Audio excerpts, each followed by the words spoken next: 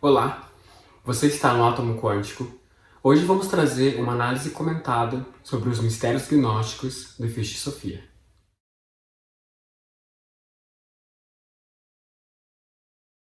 Antes de darmos continuidade, vamos trazer alguns adentos para o vídeo. Esse conteúdo que vai ser passado ele é muito complexo, muito denso. Caso você esteja iniciando esse processo de autoconhecimento, seja através da gnose, através dessa iluminação da consciência, nós recomendamos que você comece por filosofia mais simples, que você inicie pelas parábolas de Jesus, para que você consiga então entender o que será passado. De longe é para trazer medo, mas para trazer uma advertência. Esse conteúdo vai expandir muito a consciência, então pedimos que haja uma certa prudência e que você abra o coração para o que nós vamos transmitir para vocês, ok? Bem, vamos começar então com o vocabulário. Essas são algumas das palavras muito vistas no livro de Fichte e Sophia. E a primeira delas é o arconte. O arconte é uma espécie de magistrado criado no mundo manifestado. Mundo manifestado, entenda que é a matéria, a terceira dimensão onde nós estamos atualmente. Tem também os eons, que são as emanações divinas que compõem a existência. Poderíamos comparar o Eon como um arquétipo. Ele é a emanação de Deus que favorece a criação, então, do plano manifestado que nós conhecemos. Entendemos nesse contexto que a matéria ela é uma sombra do plano divino. Então, tudo o que acontece no plano sutil, no plano energético, em algum momento chega à matéria. Então, aqui é o espelho do que está acima. Assim como é acima, é abaixo, enfim. Tem também a Fiches, que é a fé, o pleroma, que é a plenitude da divindade, e Sophia, que é a sabedoria.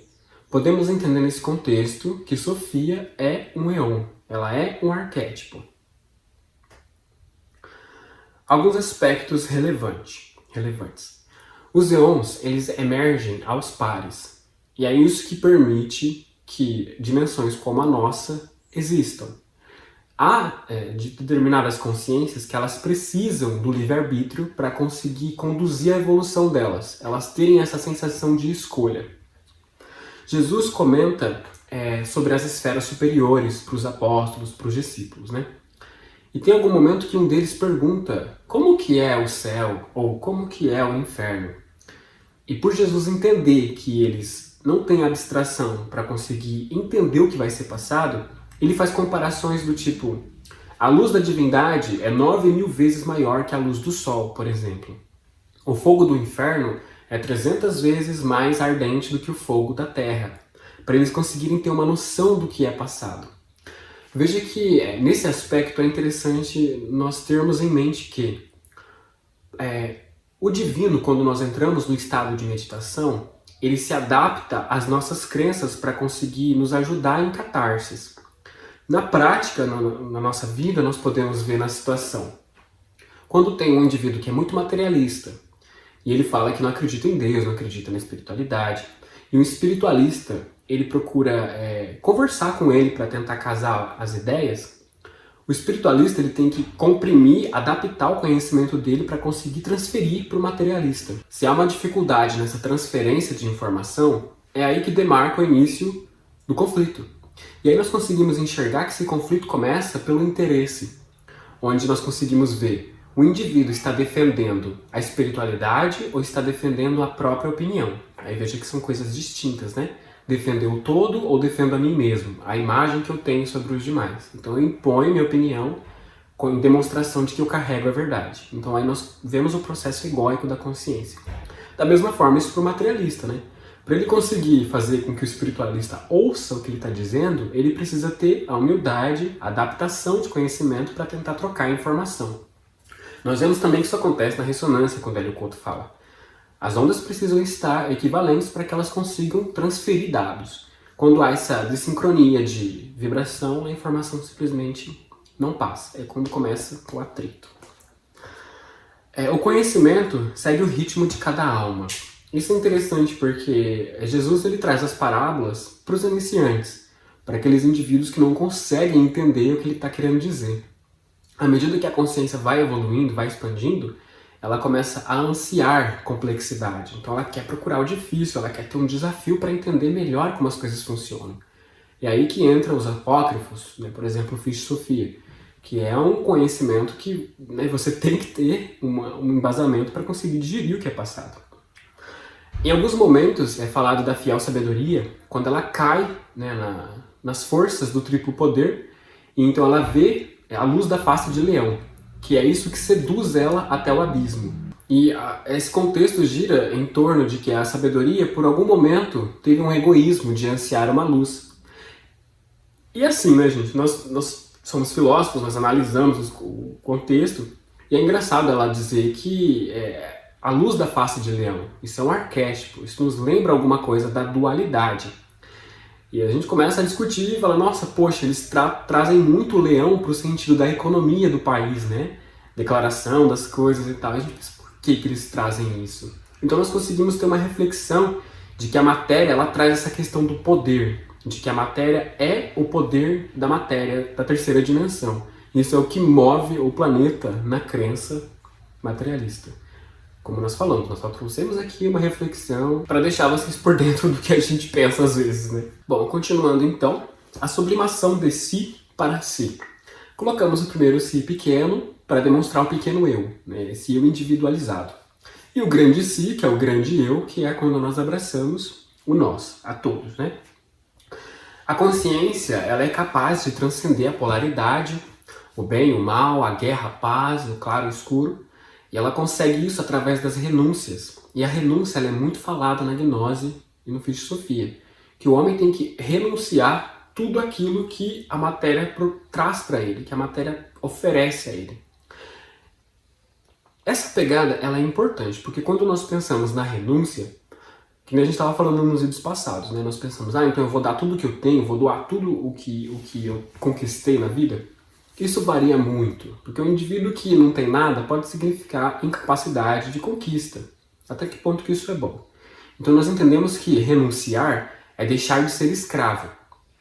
Nós temos que tomar muito cuidado com a matéria, porque se ela nos aprisiona, se nós nos tornamos prisioneiros da tecnologia ou dos recursos, nós deixamos de dar atenção ao todo. Essa é a ideia que é passada, já entra a questão da sacralização.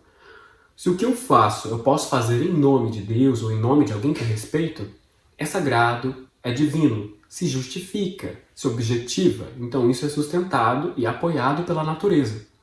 Se eu faço algo por puro interesse, por satisfação pessoal, por satisfação que seja, que desconsidera os demais, então isso já é profano, já é egoísta. Então há dor e sofrimento futuro, porque o plantio está sendo justamente esse.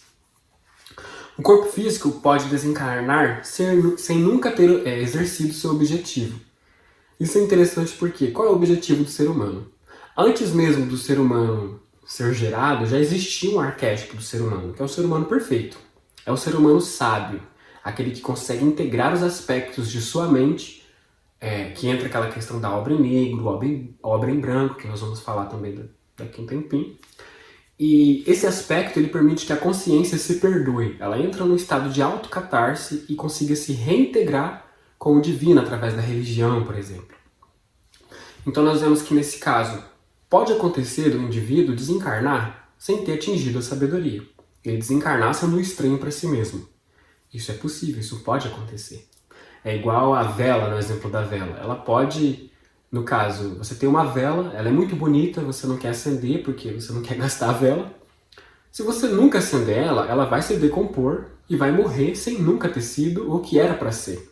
É aí que a gente começa a entender a questão do destino. O destino do ser humano é atingir a sabedoria. Mas através do livre-arbítrio, ele pode barrar esse aspecto. E isso pesa na consciência, porque é uma vida mal vivida, né? Então isso gera um conflito existencial. O que eu fiz da minha vida? Aquele exame de consciência quando está próximo do desencarne, né? Que a gente pensa, o que eu fiz? Será que a minha vida valeu tanta pena assim? Isso pesa muito. A fiel sabedoria no abismo pode ser comparada à consciência iluminada que transforma seus defeitos em virtudes. Para quem já leu Fichte Sophia, se lembra que ela cai no abismo, que ela é submetida às provocações dos poderes para que arrebatem a luz dela. E ela entra nessa questão de súplica. Podemos entender nesse conceito, trazendo a questão mitológica, que esses elementos são personificações da própria sabedoria, que se dividem, que se perdem. Vamos dar um exemplo assim. O divino, em sua unidade, quando ele cai na matéria, ele se quebra. Então, a partir desses cacos, formados as consciências individualizadas. Então, nós conseguimos entender que o indivíduo, quando ele consegue reconhecer a conexão que existe entre tudo, através da religião, no sentido de dar sentido, tornando aquilo sagrado, que é o que a sabedoria faz nas suas súplicas, ela reconhece a luz que há dentro dela. Isso vai transformando esses defeitos em virtudes e vai permitindo que a consciência consiga se reerguer novamente. Bom, tem essa questão, essa foto é um pouquinho pesada, mas para trazer essa questão do mestre das trevas, né? Nós temos o zodíaco, que é as 12 casas, né? E tem até um mapa astrológico que traz para nós essa questão do que eu vim fazer aqui, qual é o meu objetivo. E um dos papéis do ser humano é conseguir transcender o zodíaco, que seria essas partes animais que o ser humano carrega dentro de si.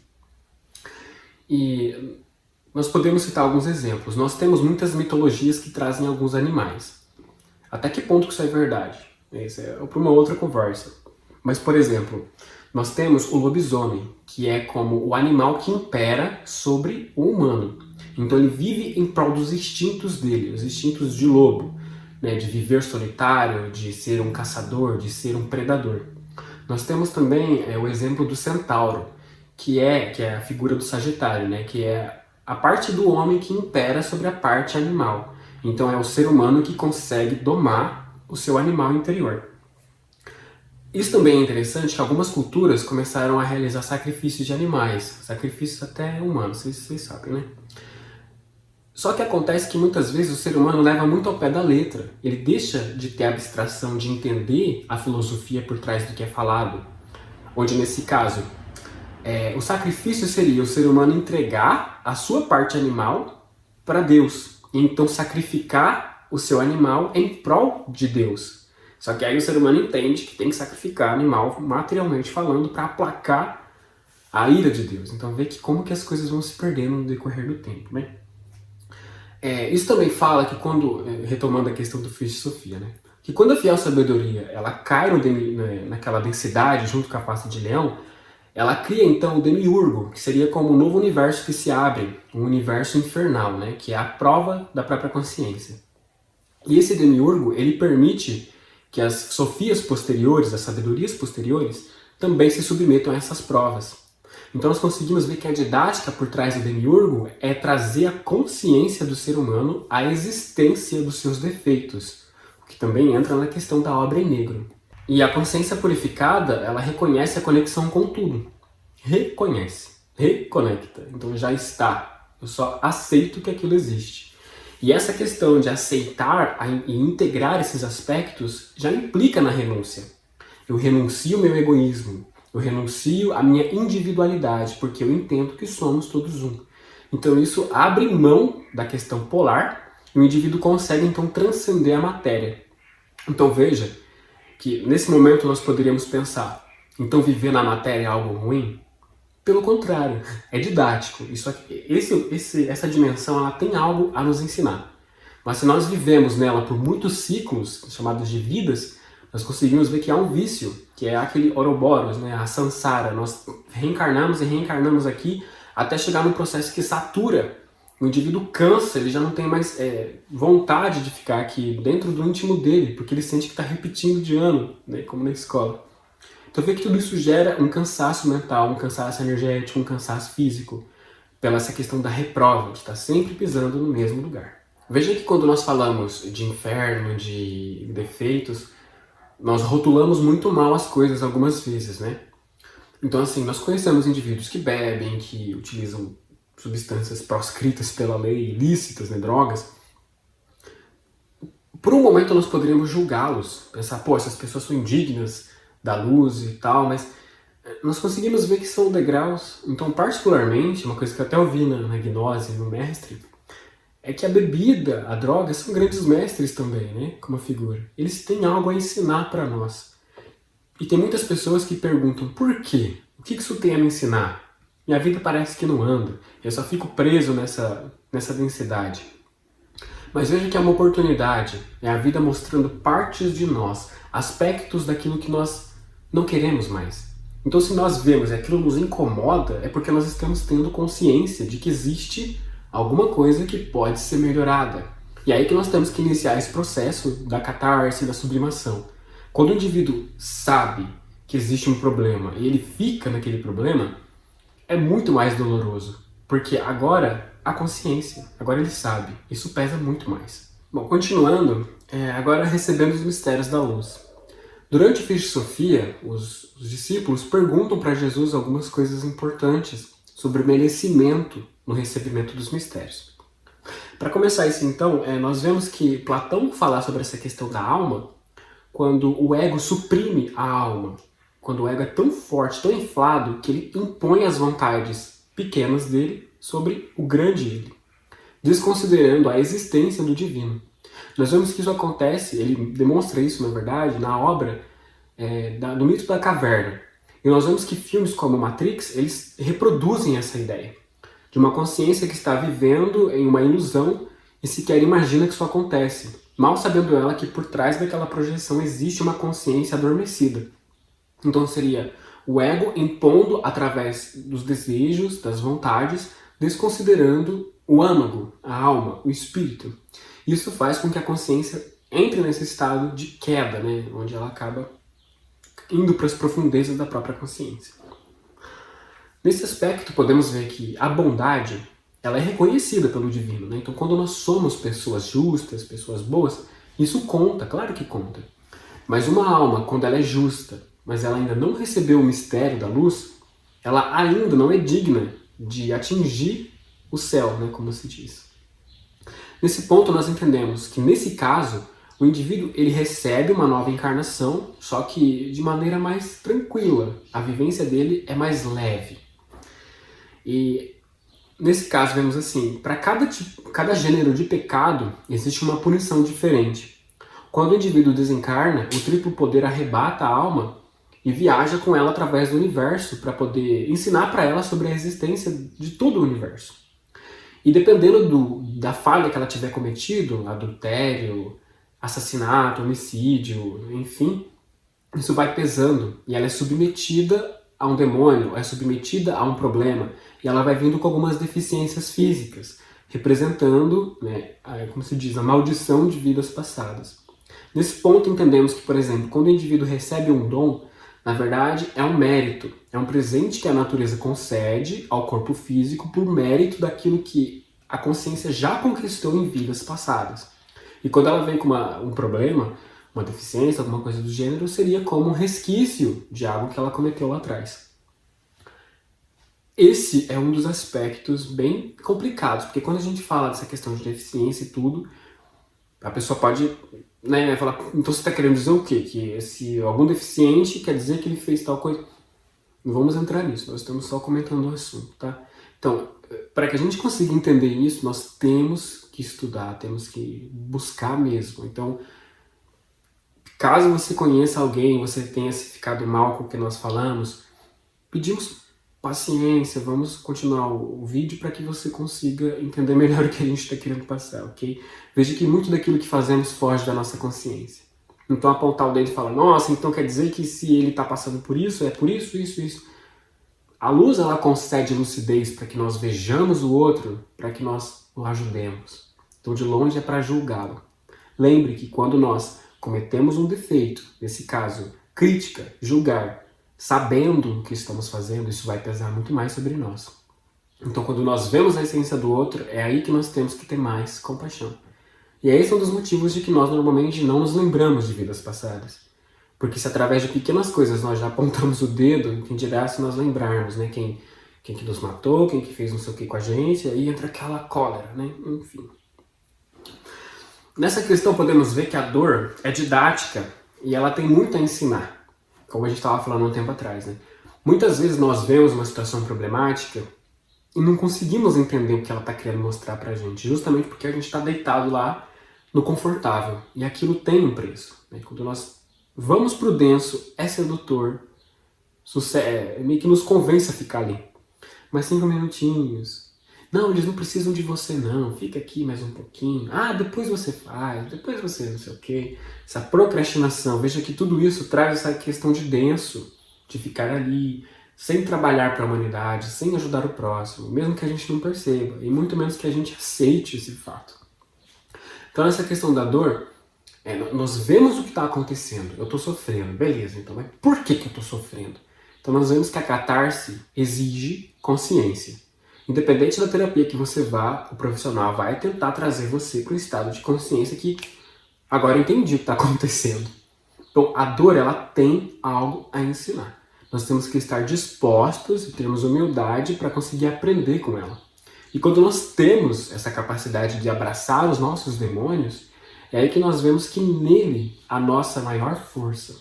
Então quando nós temos a força negra, é lá que reside a nossa maior força para conseguir ir para frente. Quando nós negamos essa força, ficamos brigados com ela, nós ficamos fracos. Então veja que nós somos um complexo que tem que ser integrado, tem que ser purificado. Bom, então a renúncia dos defeitos, de bom grado, auxilia a transmutação. Né? Então vê que não tem como a gente obrigar alguém a nada. Não tem como eu dizer, a pessoa que tem um vício, a pessoa que fofoca, sei lá, alguma coisa do gênero, para com isso.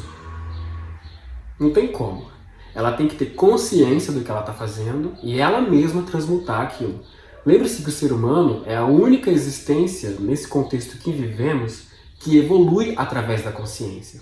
Os animais podem ser adestrados. O ser humano até certo ponto também pode, mas a evolução dele se orienta por consciência. Durante o livro do Fichte Sophia, eles também falam um pouco sobre a feitiçaria. Então, o que seria feitiçaria, né? Feitiçaria é quando nós manipulamos a força, no caso tem a natureza, né? Nós manipulamos a força da natureza para fazer algo que nós queremos. Se nós fazermos isso sem considerar o impacto negativo que isso pode causar para as outras pessoas, é aí que começa o problema. É até importante a gente falar sobre isso, porque hoje em dia tem muita amarração, muito fascínio, adoçamento, essas coisas, né? E quando nós fazemos algo para prender alguém da forma que seja, gente, isso gera um problema descomunal. A pessoa fala, essa é uma amarraçãozinha, isso é uma coisinha. Isso conta, a intenção conta. Então aqui, caso você já tenha feito isso, não é para trazer culpa para você, né? Nossa, o que eu fiz na minha vida? Não, peraí, acordei, agora eu sei, não vou fazer mais. Mas é importante que nós tenhamos consciência do que nossas ações trazem para a humanidade. Então, pelo simples fato, por exemplo, falar mal de alguém, já é uma magia negra, né? Já é uma feitiçaria, porque você manipula a consciência do outro, moldando ela àquilo que você acredita. Então isso influencia aquela pessoa, ela vai ter uma ótica da vida dela considerando o que você está pensando sobre ela. Porque nós somos uma rede, uma consciência una, mesmo que nós não tenhamos consciência disso. Então é muito importante que orai e vigiai, ter consciência, ter lucidez, para entender isso que eu estou fazendo, o que isso vai acarretar. Se eu estou sentindo uma dor, um sofrimento, uma sensação de vingança ou de medo, vamos parar para pensar, por que eu estou pensando isso? Né? Então entra aquele exame de consciência, enfim. Aí entra a questão da porta estreita. Quanto custa a passagem? A porta estreita é a renúncia para que a gente consiga atingir esses mistérios, consiga atingir a unidade. Nós conseguimos ver que o custo disso somos nós mesmos, né? Então tudo aquilo que conquistei, a roupa, os eletrônicos, as coisas, nada disso conta. A única coisa que conta na salvação, da renúncia, é o próprio indivíduo. Para ele, custa tudo. É o que a gente já falou para vocês aqui. Custa os pensamentos, custa as palavras, custa as ações futuras, passadas, os traumas, os planejamentos. Então nós entregamos tudo pro todo. Então veja que quando nós pensamos tudo, não, tá ok, mas tudo o quê? Tudo mesmo. E aí que vem aquele medo, né? Porque daí a gente pensa, nossa, eu vou entregar tudo, então eu vou ter que trabalhar, vou ter que ajudar, vou ter que ser caridoso, vou praticar as virtudes. Então o nosso ego já acende um alarme e fala, pera. Aí começa a procrastinação. Durante também o Ofício de Sofia, Jesus traz alguns mistérios, que, por exemplo, o mistério do batismo. Ele fala do batismo quase no fim da obra, né? Que ele faz uma oração para evocar as forças divinas, para conseguir limpar os pecados dos discípulos. A partir deste momento é uma nova vida. Tudo aquilo que foi feito está perdoado. Nessa questão, veja que até o Hélio Couto fala nas palestras dele. Se quebrou um vaso chinês, vai ter que pagar o vaso chinês. O perdão já tem, mas o que foi feito está feito. Então, como que se paga o vaso chinês? Tendo méritos, trabalhando em prol do todo. Então nós vamos limpando as nossas pendências. O perdão já está dado, mas aquilo ainda pulsa dentro da consciência, aquilo ainda atrai alguma coisa.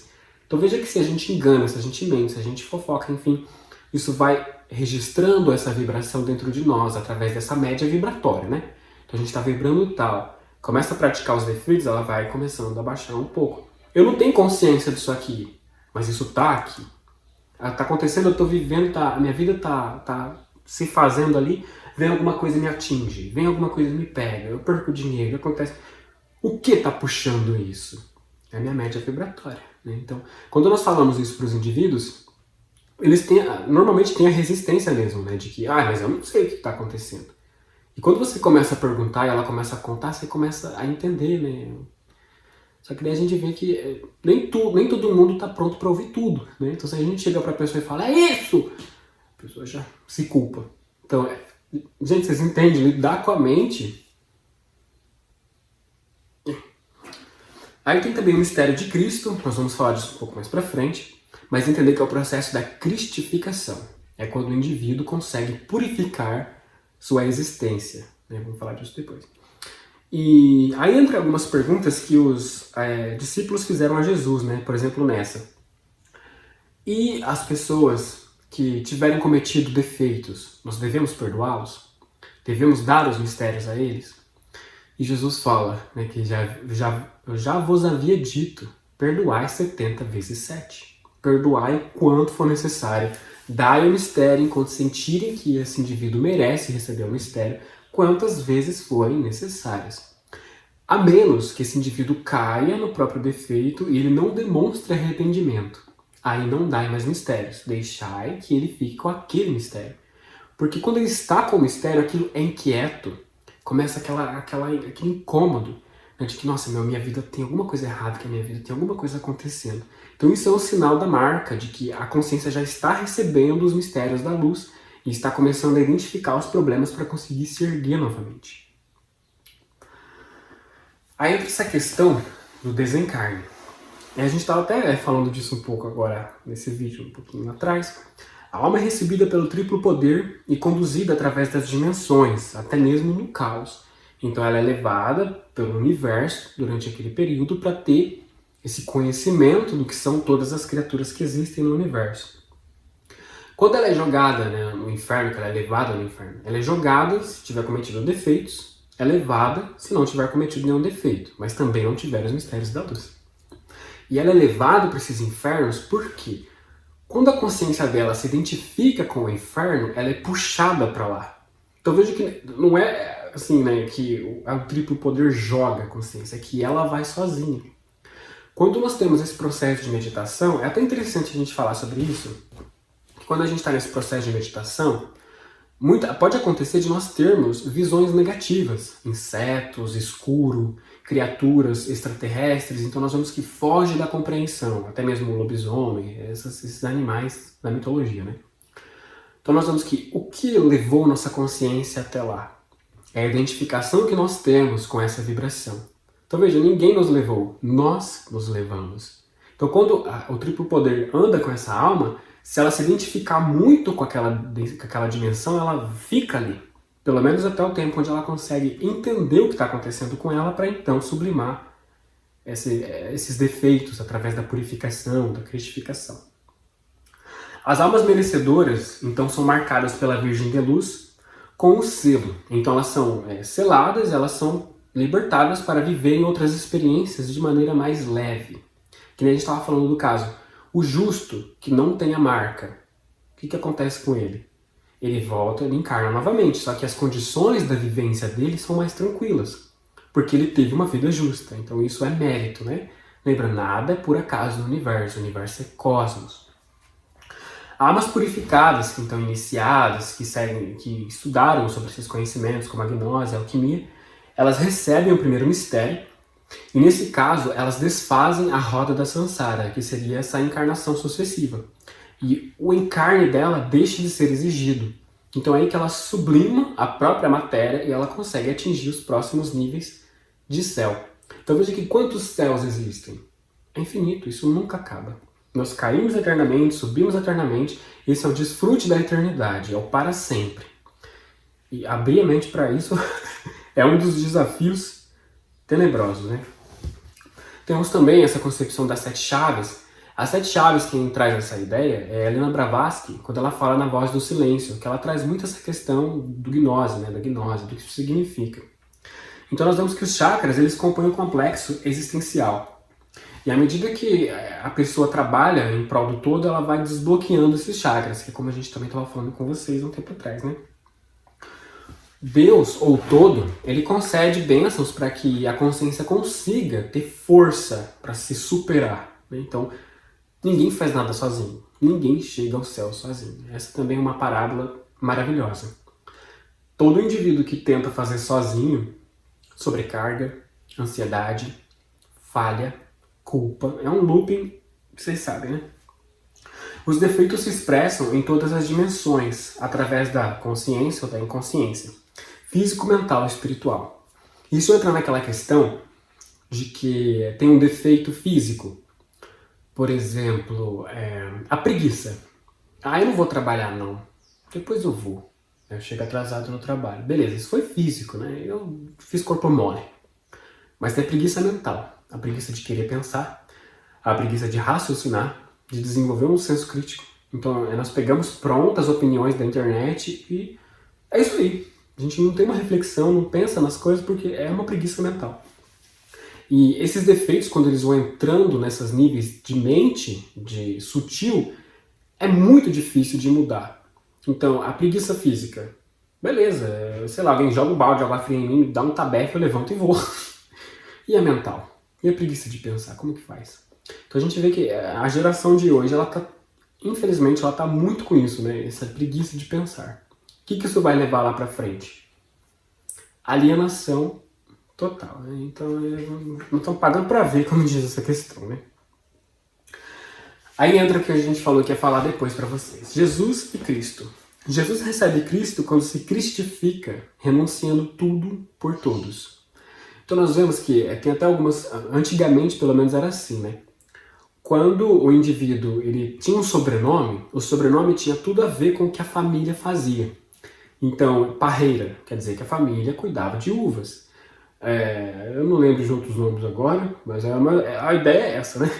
Então você vê, o indivíduo encarna o sobrenome como função da família, daquela vibração, que em outras palavras é uma vibração.